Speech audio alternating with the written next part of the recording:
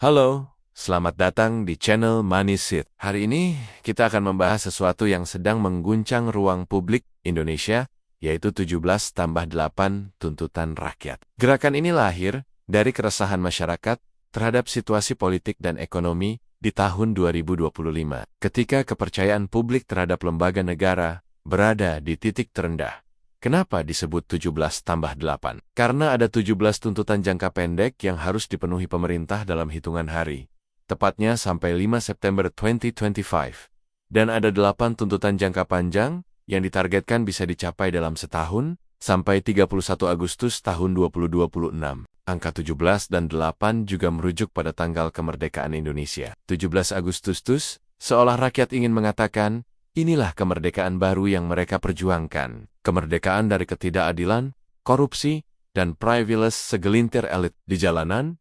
Tuntutan ini bukan hanya kata-kata, ada spanduk, poster, mural, bahkan coretan dinding yang menegaskan bahwa rakyat sudah tidak percaya lagi pada janji-janji kosong. Mereka butuh tindakan nyata. Lalu, apa sebenarnya isi dari tuntutan ini? Mari kita bahas satu persatu. Pertama, 17 tuntutan jangka pendek. 2 tuntutan ditujukan langsung kepada Presiden. Yang pertama, rakyat menuntut agar TNI ditarik dari pengamanan sipil dan menghentikan kriminalisasi terhadap demonstran. Bagi masyarakat, kehadiran militer dalam ruang sipil hanya menambah ketakutan dan trauma. Yang kedua, rakyat meminta Presiden membentuk tim investigasi independen untuk menyelidiki kasus-kasus kekerasan aparat, termasuk kematian Afan Kurniawan dan Umar Amarudin. Investigasi ini harus transparan, diumumkan ke publik, dan tidak boleh jadi formalitas belaka. Kedua, ada tuntutan untuk DPR RI. Ada 3 poin besar di sini. Pertama, rakyat menuntut DPR membekukan rencana kenaikan gaji dan tunjangan, serta membatalkan fasilitas baru seperti pensiun seumur hidup. Masyarakat kesal ketika melihat wakil rakyat hidup mewah, sementara rakyat berjuang bertahan hidup. Kedua, rakyat ingin DPR mempublikasikan transparansi anggaran, mulai dari gaji, tunjangan, rumah dinas, hingga fasilitas pribadi yang dibiayai negara. Transparansi ini dianggap penting karena DPR adalah lembaga perwakilan rakyat, bukan perusahaan privat. Dan ketiga, rakyat menuntut agar Badan Kehormatan DPR memeriksa anggota yang bermasalah, bahkan melibatkan KPK jika ada indikasi korupsi. Ketiga, tuntutan untuk ketua partai politik. Ada 3 poin. Pertama, rakyat meminta agar kader partai yang terbukti tidak etis segera dipecat atau diberi sanksi, bukan malah dilindungi. Kedua, parpol harus mengumumkan komitmen mereka untuk berpihak pada rakyat, bukan hanya pada kepentingan elit. Komitmen ini bisa diwujudkan dengan program nyata, bukan sekadar jargon kampanye. Dan ketiga, partai diminta melibatkan kadernya dalam dialog publik bersama mahasiswa dan masyarakat sipil, agar rakyat tahu arah politik partai lebih jelas. Keempat, tuntutan kepada Polri. Ada 3 poin utama. Pertama, rakyat menuntut Polri membebaskan seluruh demonstran yang ditahan tanpa alasan jelas. Kedua, aparat harus menghentikan kekerasan terhadap massa dan kembali patuh pada SOP pengendalian kerusuhan. Dan ketiga, rakyat menuntut penangkapan dan proses hukum yang transparan bagi anggota Polri yang terbukti melakukan kekerasan. Bagi rakyat, keadilan tidak boleh berhenti di akar rumput. Aparat pun harus tunduk pada hukum. Kelima, tuntutan untuk TNI. Ada 3 poin lagi. Pertama, rakyat menuntut agar TNI segera kembali ke barak dan menghentikan semua fungsi pengamanan sipil. Kedua, TNI diminta menegakkan disiplin internal agar tidak melampaui wewenangnya. Dan ketiga, rakyat menegaskan bahwa TNI tidak boleh lagi memasuki ruang sipil selama krisis demokrasi. Pengalaman sejarah menunjukkan, ketika TNI terlalu jauh masuk ke ranah sipil, kebebasan rakyat yang paling pertama dikorbankan. Terakhir, tuntutan kepada Kementerian Ekonomi. Ada 3 poin besar di sini. Pertama, rakyat menuntut agar upah layak diberikan kepada semua sektor pekerja, mulai dari guru, tenaga kesehatan, buruh pabrik, hingga mitra ojek online. Kedua, pemerintah diminta mengambil langkah darurat untuk mencegah PHK massal, terutama di sektor manufaktur yang sedang lesu. Dan ketiga, rakyat ingin pemerintah membuka dialog serius dengan serikat buruh mengenai upah minimum dan sistem outsourcing. Ini bukan sekadar soal gaji,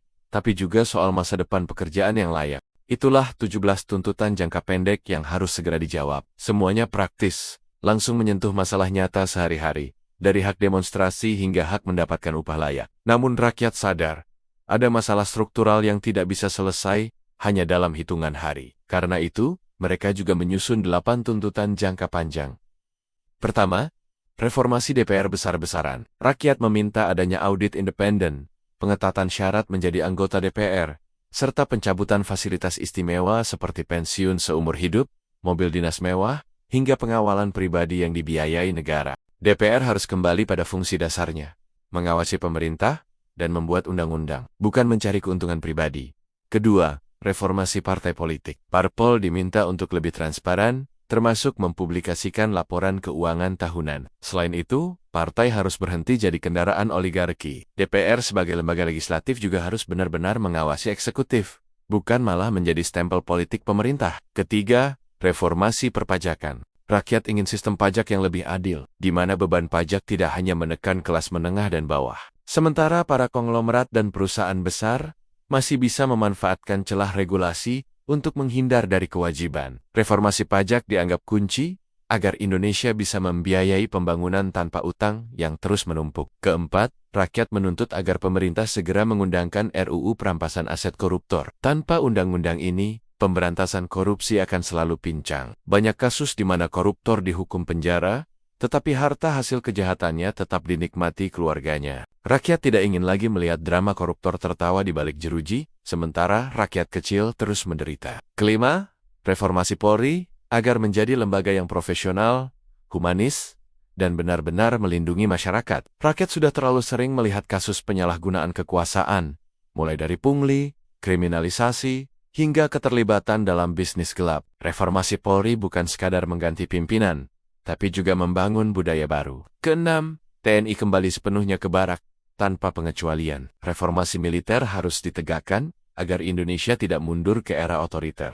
Ingat, salah satu keberhasilan reformasi 1998 adalah memisahkan TNI dari politik praktis. Ketujuh, rakyat meminta penguatan Komnas HAM dan lembaga pengawas independen. Tanpa lembaga yang kuat, pelanggaran HAM hanya akan jadi catatan sejarah, tanpa keadilan bagi korban. Banyak kasus masa lalu yang belum terselesaikan dari 65, Petrus, Talangsari, hingga tragedi ke-98 rakyat tidak ingin itu berulang. Kedelapan, rakyat menuntut peninjauan ulang kebijakan ekonomi dan ketenaga kerjaan, mulai dari proyek strategis nasional yang kerap menggusur masyarakat adat, dampak lingkungan yang sering diabaikan, audit kinerja BUMN, hingga revisi Undang-Undang Cipta Kerja yang sejak awal dianggap lebih menguntungkan investor daripada pekerja. Kalau kita lihat, baik 17 tuntutan jangka pendek maupun 8 tuntutan jangka panjang, semuanya berakar pada keresahan rakyat terhadap ekonomi, keadilan, dan akuntabilitas. Intinya, rakyat sudah bosan dengan janji-janji. Mereka ingin bukti nyata. Dari sisi ekonomi, jika pemerintah menjawab tuntutan ini dengan baik, maka dampaknya bisa sangat positif. Upah layak akan menjaga daya beli masyarakat, reformasi perpajakan akan memperkuat pendapatan negara, pemberantasan korupsi akan meningkatkan kepercayaan investor, dan transparansi anggaran akan menambah kepercayaan publik terhadap pemerintah. Tapi jika tuntutan ini diabaikan, risiko yang dihadapi juga sangat besar. Gelombang protes bisa semakin meluas. Krisis kepercayaan terhadap institusi negara bisa semakin dalam, dan instabilitas politik akan berimbas pada ekonomi. Investor bisa menahan modalnya, rupiah bisa melemah, dan rakyat kecil kembali yang paling dirugikan. Sejarah Indonesia sudah berulang kali membuktikan, ketika tuntutan rakyat diabaikan, maka krisis besar akan datang. Dari reformasi 1998 hingga protes besar beberapa tahun belakangan, semua berakar pada hal yang sama, ketidakadilan ekonomi privilis elit, dan lemahnya akuntabilitas pemerintah. Gerakan 17+8 tuntutan rakyat adalah alarm keras bagi penguasa. Apakah ini akan menjadi momentum reformasi jilid 2, atau justru akan diabaikan seperti banyak gerakan sebelumnya? Waktu yang akan menjawab. Tapi satu hal yang pasti, rakyat kini lebih sadar, lebih terhubung, dan lebih berani bersuara. Di era media sosial, suara rakyat tidak bisa lagi dibungkam dengan mudah. Terima kasih sudah menonton channel Manisit. Jangan lupa untuk terus ikuti pembahasan kami tentang isu ekonomi, politik, dan kebijakan publik yang langsung memengaruhi kehidupan kita sehari-hari.